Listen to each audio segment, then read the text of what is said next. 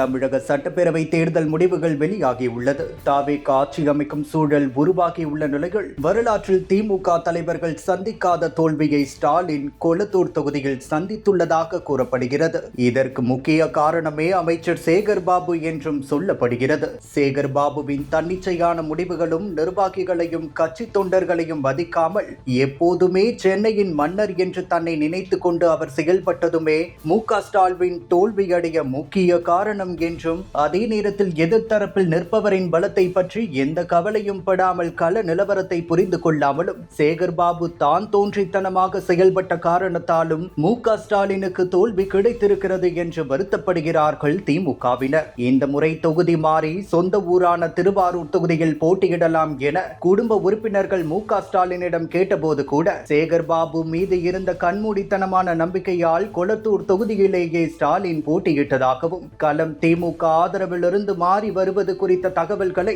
பெரிதாக கண்டு கொள்ளாமலும் அது குறித்த விவரங்களை மு.க. ஸ்டாலினிடம் தெரிவிக்காமலும் சேகர்பாபு மறைத்துவிட்டதாக குமுறுகிறார்கள் கட்சியினர். ஒரு பக்கம் முன்னாள் அமைச்சர் பரிதி இளம்வழுதி மகனும் திமுக சென்னை கவுன்சிலருமான பரிதி இளம்சுருதி ஸ்டாலின் அவர்கள் தொகுதிகள் தோற்க முக்கிய காரணம் சேகர்பாபு என்றே குற்றம் சாட்டியுள்ளனர். திமுகவில் யார் தோற்றாலும் வென்றாலும் கட்சி தலைவரான மு.க. ஸ்டாலினை அந்த தொகுதி பொறுப்பாளரான சேகர்பாபு தோற்கடிக்க விட்டிருக்க கூடாது என்றும், முதலமைச்சராக இருந்தவர் இப்படி தமிழக வெற்றி கழகத்தில் வி.எஸ். பாபுவிடம் வெற்றி வாய்ப்பு இழந்ததற்கு சேகர்பாபு மீது நடவடிக்கை எடுக்க வேண்டும் என்ற குரல்களும் அறிவாலயத்தில் எழுந்திருக்கின்றன. கட்சியில் நிலவும் அதிகார போக்கு, இரண்டாம் கட்ட தலைவர்களை சரியாக செயல்படுத்த விடாதது மற்றும் மாவட்ட செயலாளர்களின் தன்னிச்சையான முடிவுகள் ஆகியவையே திமுகவின் வீழ்ச்சிக்கு காரணம் என ஒரு தரப்பு போர்க்கொடி தூக்கியுள்ளது. பல மாவட்டங்களில் மாவட்ட செயலாளர்களுக்கும் அவர்களுக்கு போட்டியாக இருந்த மற்ற தலைவர்களுக்கும் இடையே நிலவிய பனிப்போரே